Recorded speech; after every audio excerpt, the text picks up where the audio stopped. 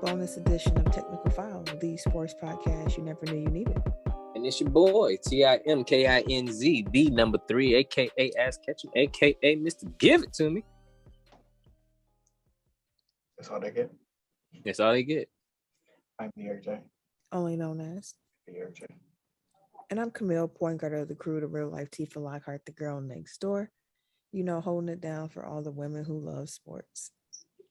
And normally that's when you would hear Ken do his spiel, but he ain't here right now while we doing this episode 3 Hard Knocks recap. So we're going to roll without him on this one.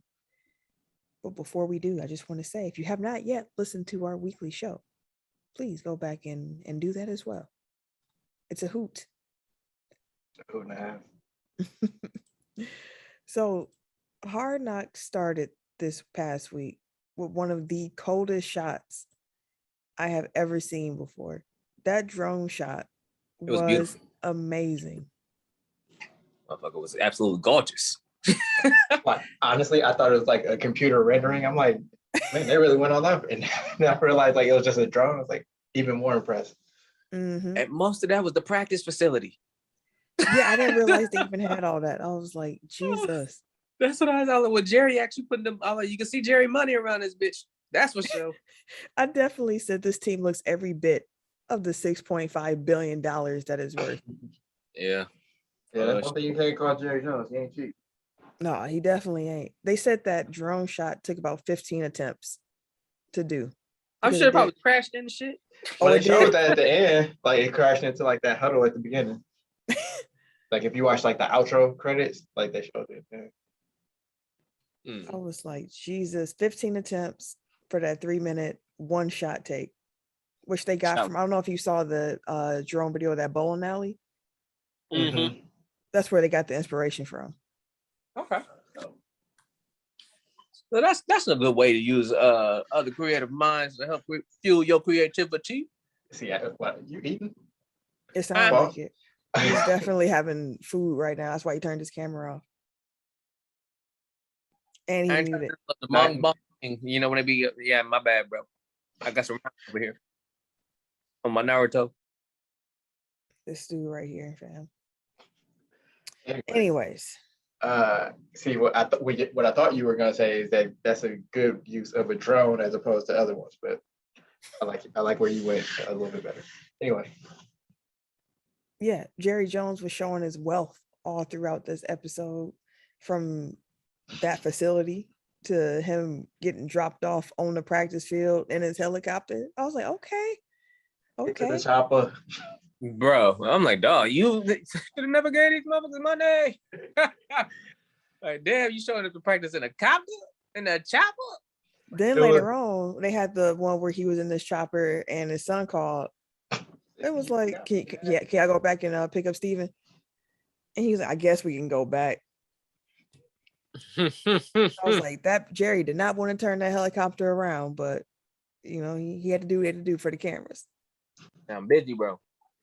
And you know, like that was the subdued reaction. Like if Hard Knocks wasn't with him, he would have had some even way more colorful language.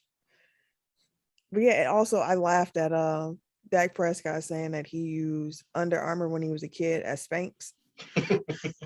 I was like, oh, Dak, man, just let it hang out, man. Pause. I know how y'all, yeah. I know who I'm talking to. I wasn't even there yet. Like you got there before I did. But I also didn't know the NFL had an international players program until they were talking about Isaac Alarcon. Mm-hmm. Like I was like, that I didn't even know they had something like that. Like that is cold. Like, well, that's what the D-line coach guy came up through. And remember last week? Yeah. So it's still like a feeder system. Well, like it's about like identifying like talent. You know. See, I thought his was different. I thought he got seen through like a coaching pipeline, like it was a NFL like talent. Well, no, remember I said like while he was playing, like he was also like a representative or something for like that. Like he was like a talent scout essentially for that program. For that program, I got you. Right. Okay. And that's how he kind of got into the coaching pipeline. Okay. He used that to. Okay, I got you.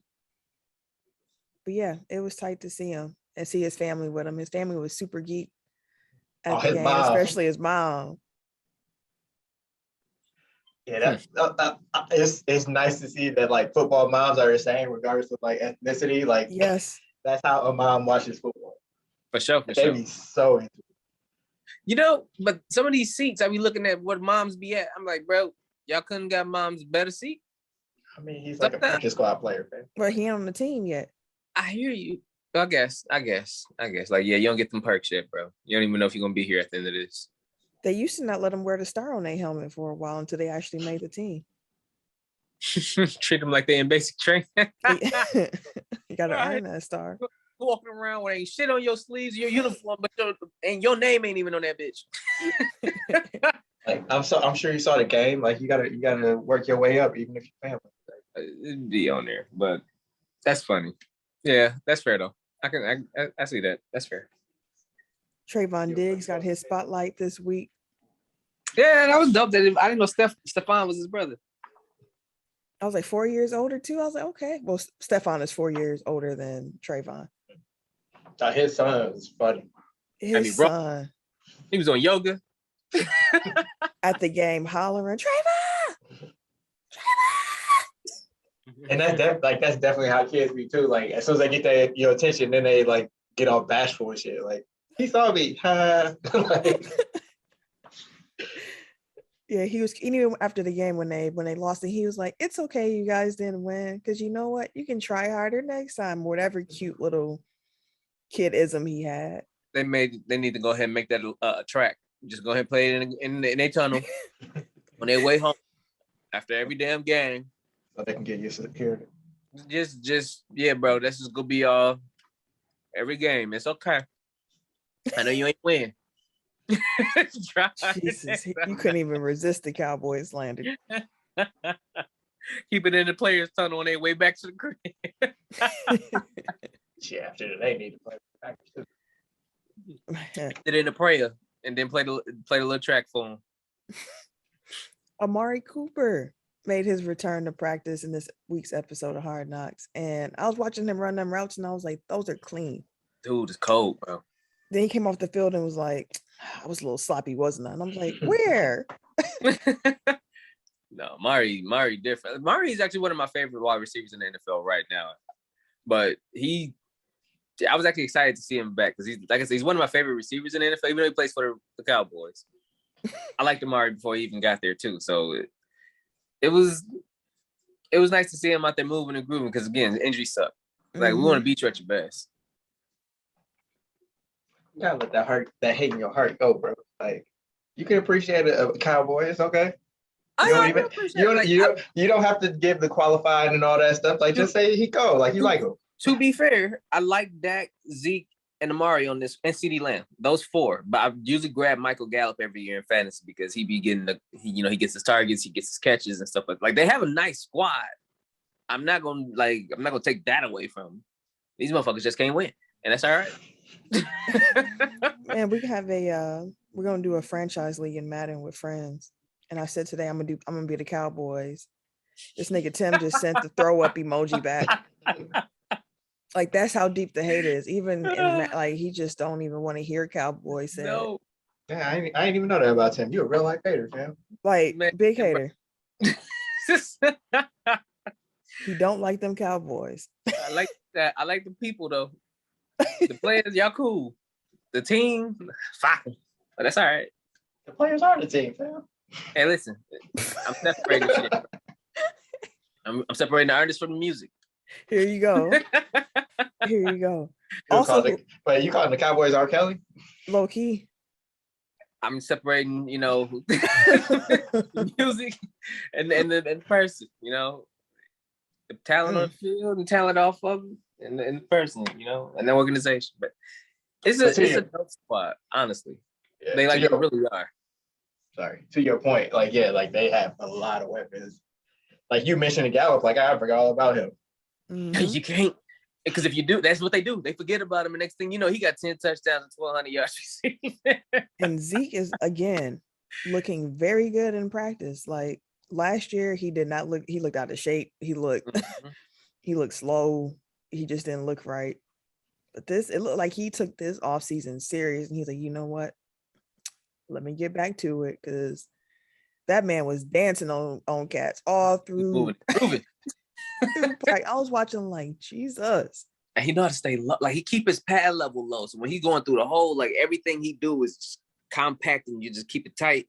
And so anyways, 2 steps to the right, 2 steps to the left, like a half step to the left. Like you just falling all off the man. They'll just run right past you, run over you. Like he looked good in practice. Okay. He was showing the third string running back how it's done. Oh, what was his name? I forgot, but he definitely pulled a Tim. Oh, because that's the dude who lost his contact. Yeah, and they came over and like, I'm half and half, and everybody like, what the fuck did that mean? He like I got one contact, I get one contact out. Who the fuck said that? Like, we never heard that before in my life. And he was saying it like they supposed to know. Like I said, pull a Tim. Like Tim will pull some shit out of it. Like, which is why I don't have contact. I'm not talking about you losing contacts. I'm talking about you like you'll create a term in your head and like expect us to know what you're talking about. And like, what? Where did that come from? It's brand new, fam. No one else has heard this before. Right. You can't blame us for not understanding. His name is Jaquan Hardy, by the way. And also he said his vision, I think, was like a negative 2.5. And I was like, I wish my eye was only a negative 2.5. You know how quickly I would trade eyeballs with trade vision? Because my eyes are trash. Trash. So I can only imagine how frightening it would be to lose a contact. Like if I lost a contact, we just gotta pull over. Just stop. As I'm still out there playing. There's a coach like, bro, get your ass off the field. Don't be out there playing. Then he got peace when he wore his glasses. Yeah, everybody had Joe's turn. Everybody, Eric Dickerson, Kareem Abdul-Jabbar. Hey, say la vie, my guy. At least you ain't, because I mean he got smacked in the game that he was talking about. Yeah. He was, that's what the coach said. He was like, see, you can't even see. Next thing you know, you can't see who coming at you. You get hit. He like, you took a hit. Yeah. Or you like miss somebody coming past, but you pass blocking and you fuck up your quarterback. Like, yeah. I get it. You know what I mean? Like, you trying to make the team, but at the same time, like, you doing yourself a disservice if you're playing worse because your ass can't see and you don't want to come off the field. Right. Oh, Joe. No. It's a scene in this episode where they're like in the meeting room and Dak is just talking about how you never F with mascots. He don't like them. He never trusted them because he thinks that's a good way to kill somebody, because it's like who's in the costume, you don't know. And he also said that's why he doesn't like to go to haunted houses, because it seems like a place where you could get killed accidentally, but it'd be planned out. And I was like, that got some. I mean, I get the logic. No, so I ain't going. Look, I wanted to know, do y'all have any like wild haunted house stories? Hell yeah. Do y'all mess with haunted houses? Like, what's the wildest haunted house story you have? Let's put it this way. There's a reason why I don't watch scary movies and go to haunted houses and do all that creepy shit. It's like, I'm not paying for somebody to try to scare me. Like, that's not my idea of entertainment. So I don't have any haunted house stories because it's like, there's no appeal for me. So you ain't going to see Candyman, I'm guessing. No. Oh, yeah. Yeah, I'm not seeing that either. I don't do that. I played around with Candyman when I was a kid. Like, we was in the bathroom. We did that in Bloody Mary. We saw stuff. I was in my cut. Nope. I don't do that one either. No. We would never do that again. But haunted house. So I'm really scary. I just want to put that out there first. I am. I'll admit it. I'm running. If it's fight or flight, I'm flight. I'm out of here. So in high school, we said, let's go to haunted house. But my friends was like, oh no, we got to go to a real good one. Like one that's like way out in the cornfields. And I'm like, haunted Hayride. Man, it's like, I was like, really? Do we have to go all the way out here? So they're like, yeah, we're going all the way out here, paying all this money to go to this haunted house. It's a tour too, wasn't it? Listen, I don't remember all the details anymore at this point, but I remember how it started. We were like in some stables, like horse stables, and it was pitch black outside. And we just in these stables and we all huddled together. And then next thing I know, Jason was in the corner, and he had been in the corner the whole time when we were in there, but it was so dark, we didn't see him. Listen, when I when I realized this other person in that stable, I knew I was set up for a long night, and it was a very long night. I cried at points. I was holding on to people's backs. I was trying to like jump over. Like it was bad. It was bad. It was bad. The last time I went to a haunted house, I went with my mom and them, but MATC had like a haunted tour that they wanted, the haunted house tour. Mm-hmm. So I went with my mom and them, my mom, my stepdad, aunt, her husband, and somebody else.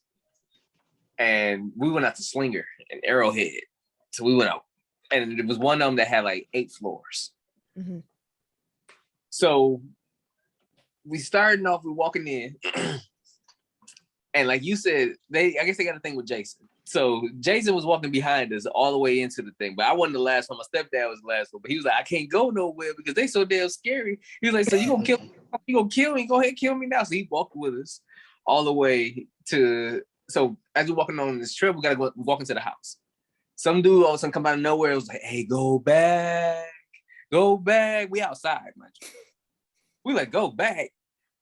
As we walking towards the entrance of the house, all you hear is wah, wah, wah. We took the fuck off. I was gone. I was jumping over cars. Was running around the corner. I to look back. That motherfucker was on my ass.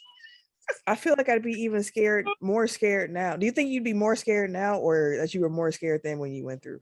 I was more scared then. Now I would understand. Well, I understood then too, but the shit was still scary in the moment. I'm saying, like I was more scared then than I would be now. But that shit, like that, they had 7 floors. Like the first floor, like they ran us up the stairs, and then it was a little girl in the middle of the room, like on some Annabelle. See, they always do that type of stuff, and be having kids in cribs and stuff be crawling, and we ran to the next room while the walls started closing in on us. We had to run down the stairs, and then we had to hop through like a little hole one by one. Apple Watch would be all kinds of high heart rates. Dude, it was crazy. It was crazy. I ran through a factory by myself. Like it was wild. And at the end, Jason hopped out of a trash can at the end of one of them. And I told him, I was like, bro, I done been so much shit tonight. It don't even matter that you hit no more. Wait, sorry. I gotta interrupt your story. So like we talk about all this stuff about like people just popping up in the background, and then I just see the mayor like all fuzzy behind Camille. I'm like, see, nope. Like it goes, hey, October's coming soon, man. I can't wait. I love the creepy shit. See, nah, I don't. The mayor just in the back looking like a shadow. but no, see, I'm too rational for like haunted houses. I'll be like, no, that's a lawsuit if somebody hurt me in here. But like driving out to Slinger in the middle of the night, like that would scare the fuck out of me. Like that would be like what I'm like, nah, see, sundown town. To bring it back though, my favorite part of this week's Hard Knocks came when they was talking about the 4th generation Cowboys employee, Jonathan, and watching him play spades with Zeke and Dak and Micah Parsons, especially finding out that he used to be Dak's partner, and then Dak dropped him for Zeke. See, he had to come back. Man, he had to come back with a new partner, and he got his win on TV. We got to see Spades on HBO. Yeah, as long as you get he got his shit back. That's all he needed, man. No, I would have been talking shit like Richard Sherman talking about Crabtree. Like, don't you ever compare me to a mediocre spades player like Zeke Elliott. And you got to throw each card at certain inflection points as you saying it. Don't you ever smack. Compare me. Smack. But yeah, that was fun. Again, Tim, we got to get our spades G up. Man, we do. We got to get some reps in. Hey man, I don't even care who my partner is. I got smoke for you. Yeah. Oh, we can start in their podcast. You and Ken can team up. Practice. Say less. We can we can do that. Wait, can Ken play spades? It don't matter. I'm just curious. No, it don't even matter. Your partner don't even matter. You just said that. I just said that. I'm just curious. It's a question. Don't be curious now. All right. You weren't curious when you said it didn't matter. I'm just saying. It's a separate thing. He will smoke you, and I'm curious, can he play? You'll find out. Hey, listen, It's the level of ass whooping that I'm gonna guarantee. Let's put it that way. Listen, I ain't going out like that. I'm gonna tell you, like, we gonna dead that right now. Cat, you and your curiosity. But no, the episode ended with the preseason game, which, as we mentioned, they lost because Ben DiNucci threw 3 interceptions. Well, he was letting that motherfucker fly. Fam, the first NO, he came back to the sideline and was like, "How did he pick that off?" I was like, "Fam." He was out there squinting like Jameis. Fam, you saw it was behind him. What was the question? That was your fault, sir. Kind of blame Mike McCarthy because after that first one, he's like, just go out there, just play. Like he didn't give him no type of instruction. He just like, like loosen it up, let it fly, and then he let that motherfucker fly. Like he let that bitch go. Hey, look, he hit a prayer. Hey, no matter who catch this. Then his second interception, it looked like Mike McCarthy wanted to break his headset, but he probably remembered this is preseason. Let me chill out. It don't really count. Let me be cool. And his third interception, at that point, then that's when he broke what's his name's mom's heart, Alicon. Like she was like, no.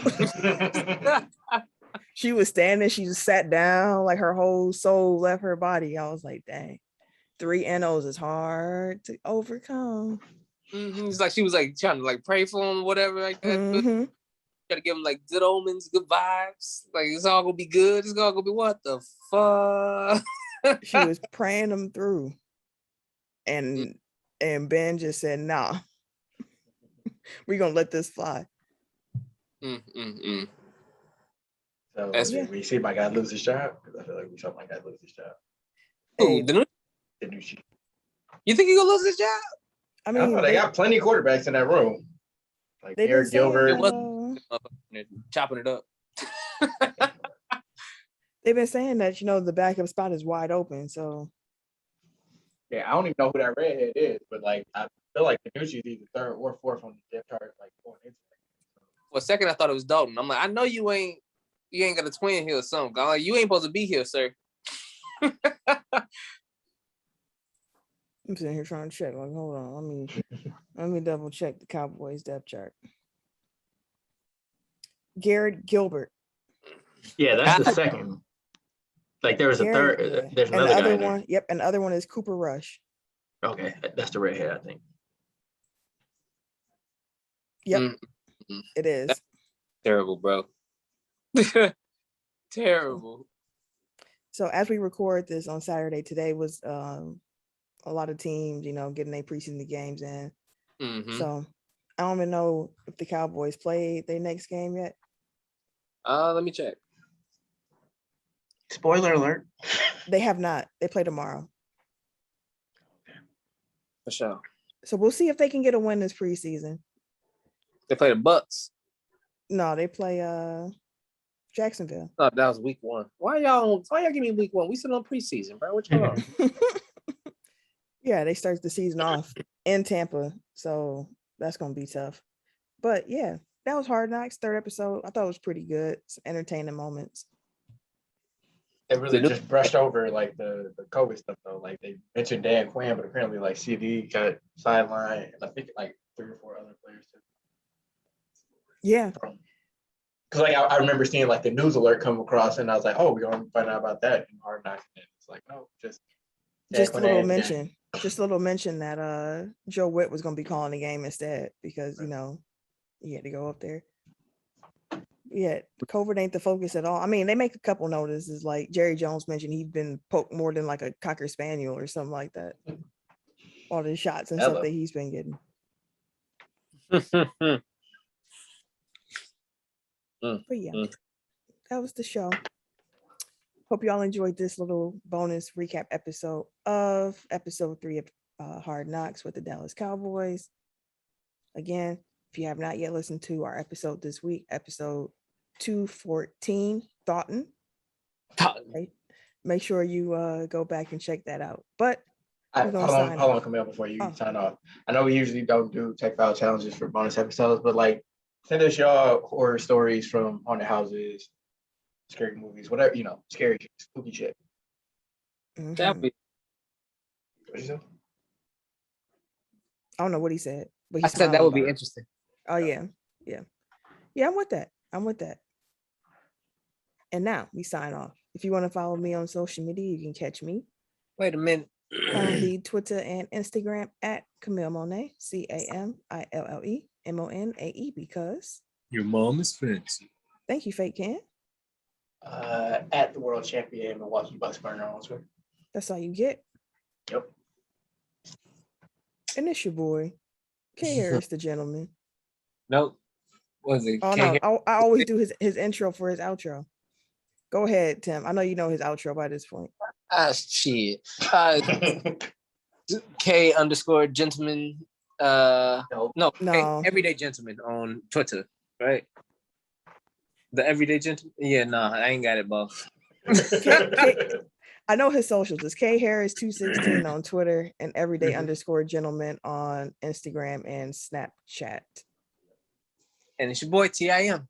KINZD number 3, aka Ask Catch Me, aka Mr. Give It To Me.